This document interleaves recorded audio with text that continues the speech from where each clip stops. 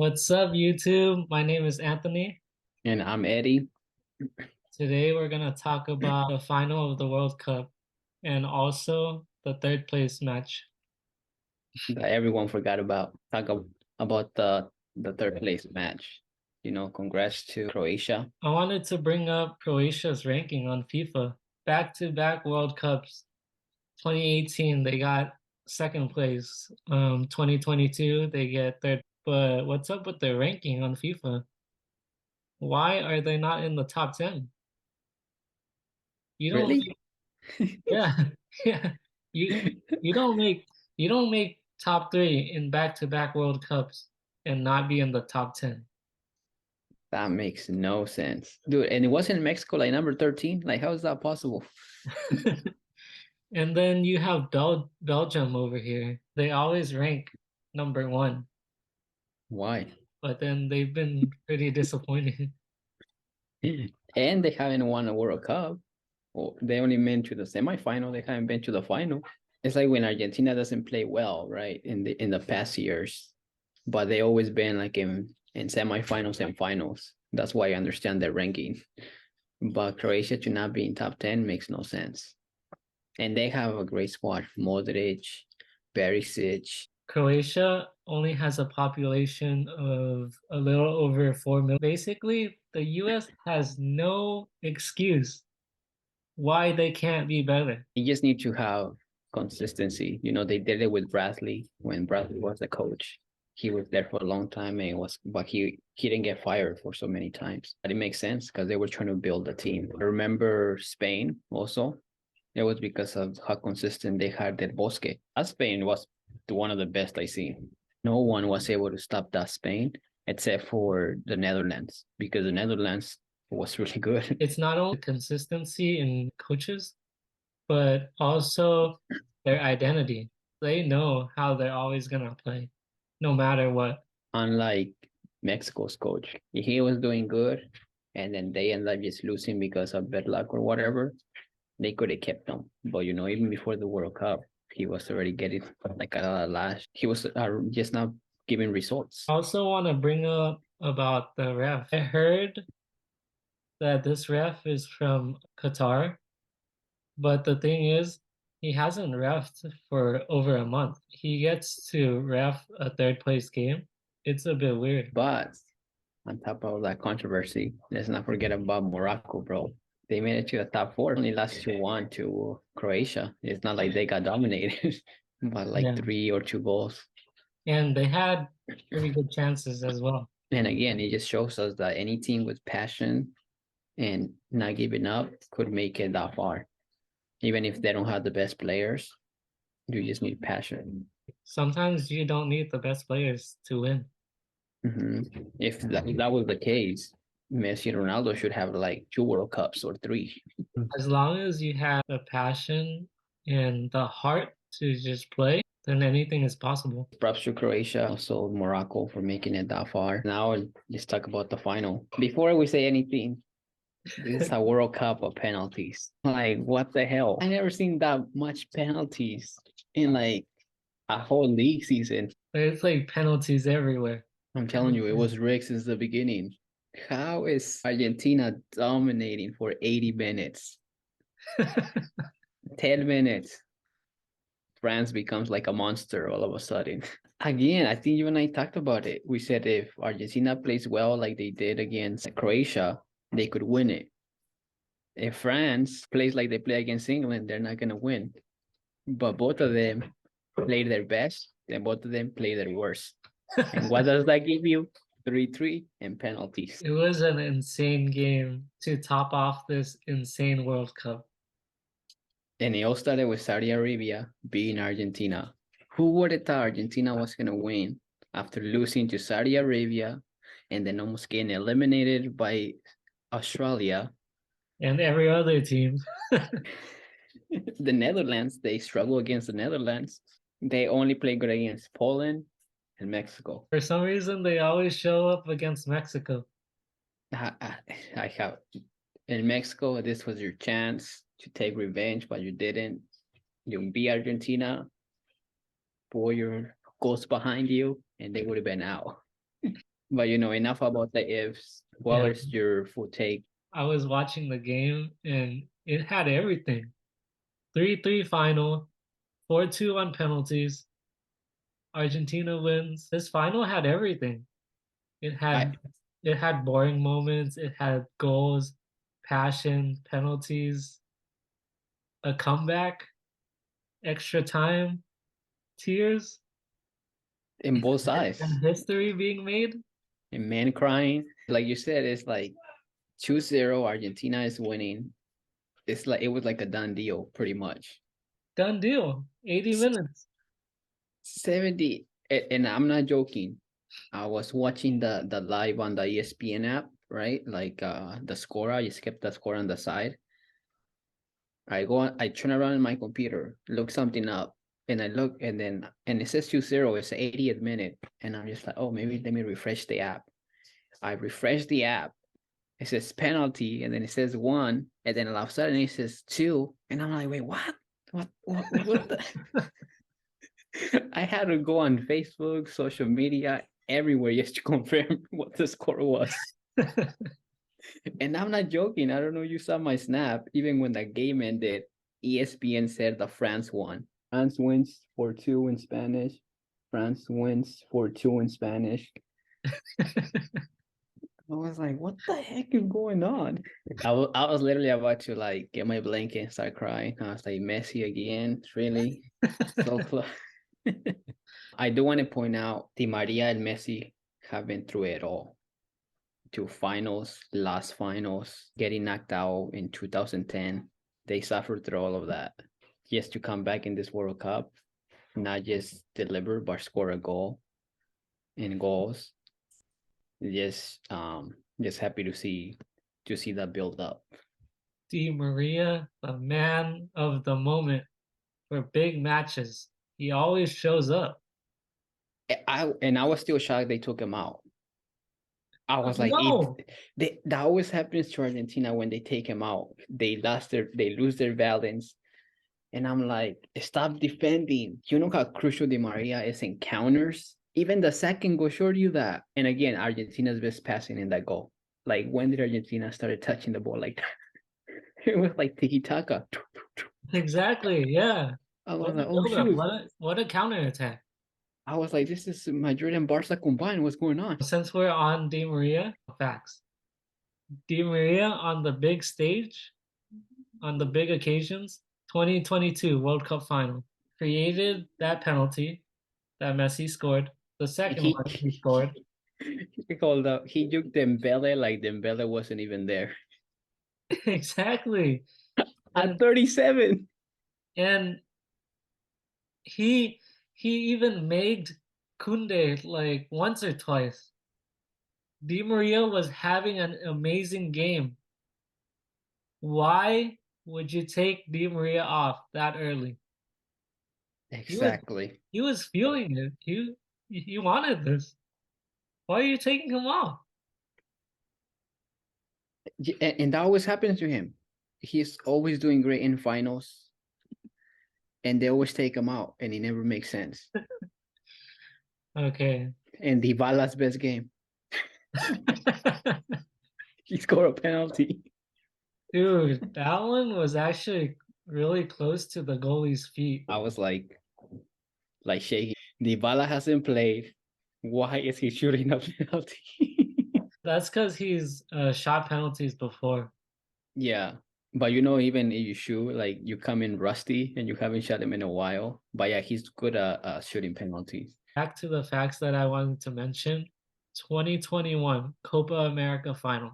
Di He Maria scores. scored that little lob over the goalie. 2008 Olympics final.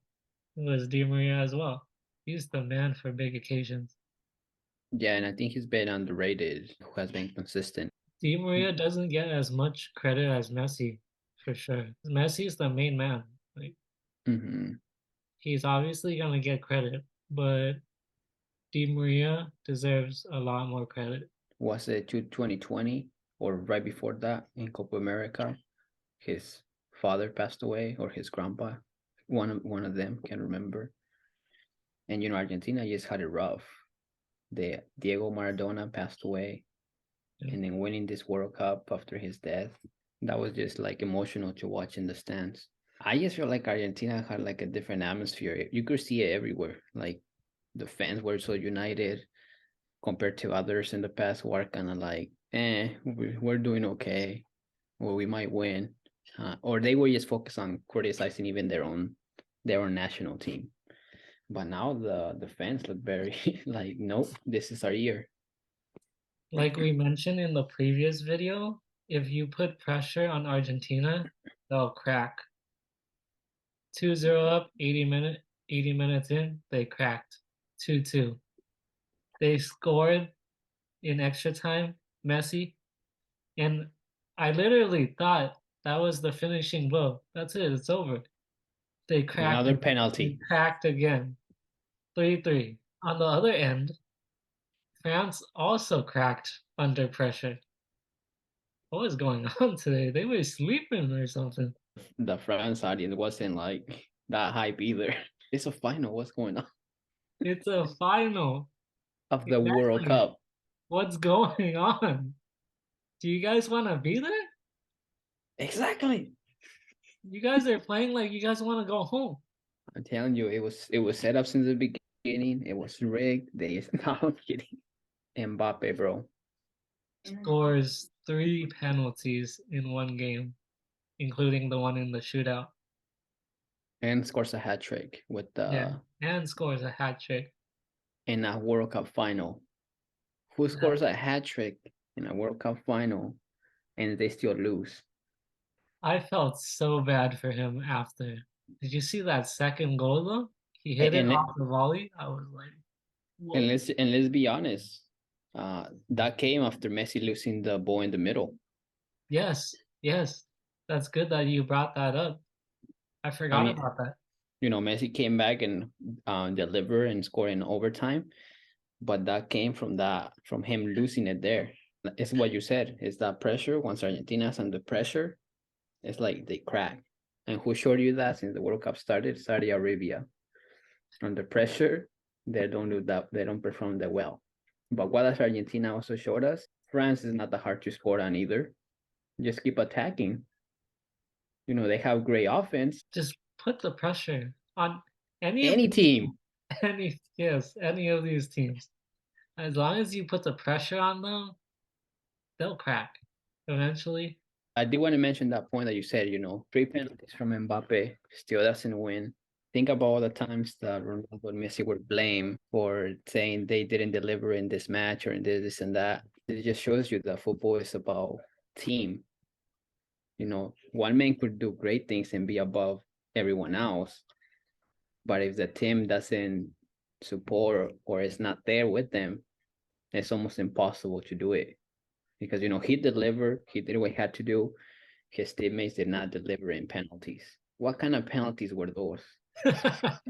Props to the goalie, because the goalie, if I was Mbappe, I would not even shot the second or the third, because the goalie almost blocked my 3 penalties. Right, right. He even touched 2 of them and the second goal. And it goes back to what we said in the previous video when Harry Kane got two in one game. It's all psychological. Mm-hmm. And it gets tougher every single penalty you get, especially in the same game. Mm-hmm. And this one in a World Cup final, like if you miss, they're coming for you. It's your fault. He also played a psychological game because he went the same way every single time. All three. I don't think Argentina has had this beast of a goalie. Two of Mbappe's penalties, he got his hand to it. He touched it. But Mm-hmm. the penalties were pretty good, so it still went in. This guy is a good penalty stopper. He is, and he's really, really good psychologically too. Like if you're trying to psychological or trying to beat him psychologically, he does the most to get you to feel down. When you're walking up to get the ball, he's always talking trash. When Chouameni was walking up, Martinez threw the ball to the side. So he had to go get it and then take the penalty. That's how you mess them up. He missed after that. After they miss the second penalty, it's basically over. even if Argentina misses one. The only teams that I have seen gone back to back to back on penalties is Spain and Italy. That was a showdown. Gotta congratulate Mbappe for everything he did. He showed that he could perform at the highest level, at the highest stage. He just needs to win some Champions Leagues. Go to another team because winning the French league, not to disrespect the French league, but winning the French league and winning the Super Cup there, that's not, regardless doing good in the World Cup, Champions League. And even him, to be honest, he didn't even wake up until like the 80th minute when he Yeah, scored the yeah. penalty. Hmm. That really gave him the confidence to keep on going. I think he was just traumatized from Kyle Walker.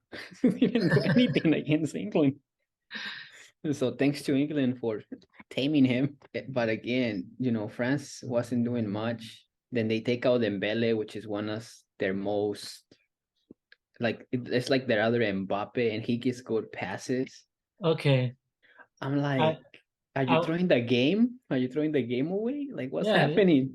I want to go over that. Before this game even started, they were able to call Karim Benzema back to play this final. The coach was like, "Nah, he's one of your best players, Strikers too. and you don't want him back?" He just won the best player of 2021. No, no one has the luxury to be able to call Benzema back. That also says about the players. Like, how many of the players talked to the coach and said, "No, we need him." That's Where, remember, I was telling you the France team was getting too confident. that's a great point. And what did you need in a final? Because you never know what's going to happen. A solid striker to score goals and to be able to deliver penalties. Like when they went to penalties, I was like, France doesn't have that many shooters. Yeah, yeah, yeah. And Giroud was out. So How are you not gonna bring one of your best strikers back? Sure, if you don't want to start him right away, he could still come off from the bench. With that being said, I also want to bring up the coach's decisions to take Griezmann, Dembele, and Giroud off. when Why? you know there's chance of penalties, you take out your best kickers. He literally took off Giroud and Dembele in the middle of the first half. Are you trying to lose? France didn't do anything by Mbappe. Mbappe made them look good. What kind of decision is that? It's, to me, it was like you're throwing the game out. Exactly. It's kind of sussy. And Kind of wouldn't like, suspicious what you're doing. and that adds to the atmosphere, to the fans. If I'm a France fan or France nationalist and I'm watching the game from the stands, that to me will feel like I'm like it's over. Like, oh, okay, Right. they're taking out these players. What does that give a message to your players, your fans? You're taking one of your top goal scorers out, Giroud, one of your fastest guys and best guys on the wing. And right there, you mentioned it right there. One of your fastest players besides Mbappe. Second half, overtime, Argentina was tired. That speed is Exactly. deadly at the end. They were not tired. I couldn't see. The only one I could understand is maybe Giroud, because I know he had some pain and he was like a little slow. But again, I would still even consider that because there's chance of overtime. And Dembele is one of those players. He might not be playing good, but at any moment, he also surprises you with a pass or some jukes, and He he could also always score. he can score. He can juke players. He's fast. Why would you take that guy off in the final? Just like the Maria, it's in a final. They're gonna do everything to win. You took out those players. You just have Mbappe. Like Mbappe, you're on your own. Keep running. See where you get lucky. Let's get some penalties. There was no system in France anymore. After a while, they just needed to worry about Mbappe because that's the only deadly guy on the field. That just made everything easier. Questionable Both sides. on both sides. One side, Di Maria, another side, he's subbing out his best players. It just starts to as conspiracy. It's rigged. They take out the best players, right? Let's go with Argentina first. He takes out Di Maria. At the end, he starts putting guys like Lautaro Martinez, Dybala. Who Like, haven't had much playing time either. oh, I was just like, oh, now you want to go for it? All of a sudden, you have that kind of bench, and you don't even need to take out Di Maria. He wasn't tired. I know that for a fact. No, no. It And was, even when he is always a fighter. and then on the other side, taking out Dembele, Giroud, Griezmann, and then after a while, he subs in guys like Coman and Camavinga. Like, oh, now you want to sub in those guys? I'm telling you, it was rigged. It was set up from the moment Saudi Arabia won. But another point I did want to point out was of all these penalties, how hard it is to kick a penalty. Obviously, the shooter always has more percentage than the goalie. This was kind of a repeat of the year that Spain won the World Cup. They started off with losing their opening game, In 2010, I remember. and they went on to win every other game and win the World Cup. This time, Argentina lost their opening game against Saudi Arabia. And just like Went on Argentina, to win it. just like Argentina, Spain also lost their streak that they had going. History repeats itself. But I admit, Spain did have to go through Germany to get to that final, and the Netherlands. And Germany was top of the top. Even the Netherlands, they had solid players. Robin, just shows how good Robin was. They had solid players, but Robin was also like out of this league. He was just a different type. He was competing with Messi and Ronaldo at his best when he was at his best. Since you brought Robin up, that goes back to the point that you were saying. If you can't rise to the big occasions, then that memory is gonna stay with you. I don't know if you remember that one-on-one chance that he hit off Casillas' foot. But props to Casillas because he put the pressure on right away. He went for it. He's like, it's all or nothing. And it was over. It was basically over with that goal. I remember watching that. I didn't know how that thing went out. I like I honestly don't. It was kind of like, oh, and see how similar it is. It was in overtime, right? That last minute at the overtime, the France by himself shoots it straight at the goalie. I literally thought it's over. I know. I saw that chance. I was like, "Oh, this is done right here." Exactly. And then the goalie blocks it. That was the finish. He could have shot it down. You know how many rebounds that would have got? Instead, he tries to shoot straight at the goalie. But guess what? That's one of the guys the coaches subbed in the first half. Mm-hmm.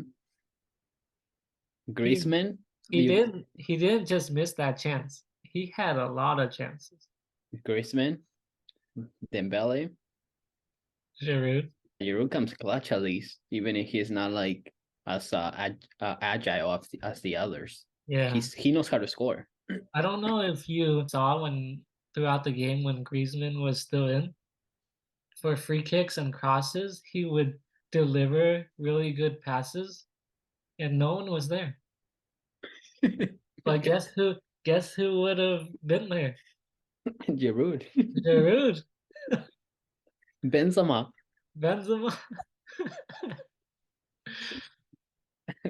I was telling you, like I mentioned in the other video, the only downfall of France is themselves because they they thought they had it. Even in the interviews, you could see them. We're gonna win. We're gonna win. But guess what? In penalties, you only have one person who shoots, Mbappe. And the other guys, like we spoke in the previous video about Rodrigo, Mm-hmm. these And French guys are good, but they've never taken a penalty. They've never been exactly. in this situation. They're young. So And why would you try to count on them to score? against a goalie like Argentina's goalie, After seeing that he almost blocked two of Mbappe's goals in penalty shootout, they looked like they were giving it away to the goalie where they were shooting. You know how before the game you were messaging me, oh, Giroud might not play. Look it up. You should look it up. Yeah. That's another reason why you should have brought back Benzema. Yes. Giroud is not 100%. Your backup striker is not as good as Benzema. Or Benzema could have played the game before and Giroud could have been saved for this one, or vice versa. I still don't get it. It's like Portugal and Argentina not bringing Messi when they have the chance to, especially after he just won best player of the world. I never seen a best player of the world not play a World Cup unless their team didn't qualify. I think he was pissed too. Like he posted on Instagram and Facebook. I think he was like, they cannot lose for this. This is how cocky the French team was. The coach said Argentina has great fans, great atmosphere. They're gonna have a party, but our fun is the 11 that are playing. And I was just like, I think everyone knows a team is not there without their support of the fans. If there was no team fans in the stands, that would make a big difference. It would. Remember, it actually happened because During COVID, luckily Mbappe, at the level he is, he makes him look good because of what he did. He would have been crazy at 23 years old, winning 2 World Cups, away from being 24, but 23 years old. scoring a hat trick in the final to do it and just reached double digits in World Cup goals And as a he's gonna 23-year-old. he's gonna break the record if he keeps going like this to the next World Cups. Until today, I was like, okay, he belongs to be up there now. Before today, sure, he had won a World Cup. Still hasn't done much with PSG other than winning a French league title. But today, performing like that, the World Cup, like he deserves to be like up there. Messi wins the Golden Ball, Martinez wins the Golden Glove, and Mbappe wins the Golden Boot. Congratulations to Argentina and to Messi. He's been fighting ever since he started playing with Argentina. All the criticism, not just him, but Di Maria. And I think this team deserved it. Since the semifinal into the final, they definitely played. They played their best before the final or the semifinal. They didn't look that solid, but in the semifinal and final, they proved us that they belong to be there. France is France. 2018, they have a great team still since 2018.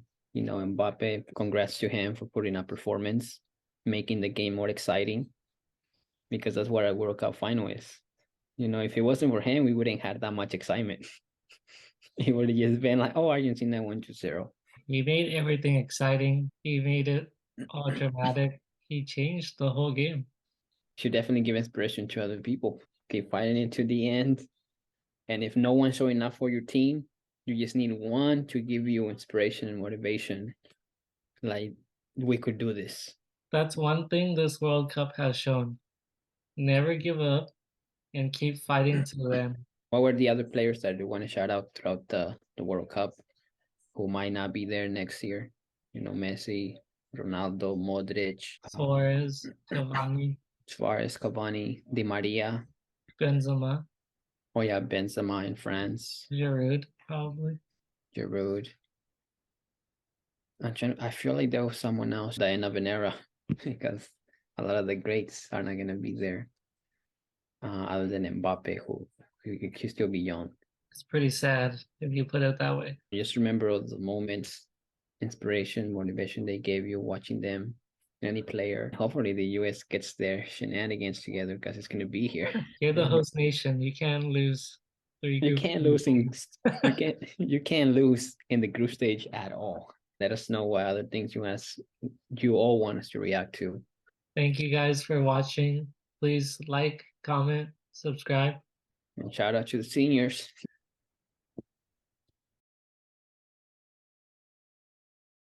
They probably hear Eddie and see my name. They're like, what? Yeah, they're like, what?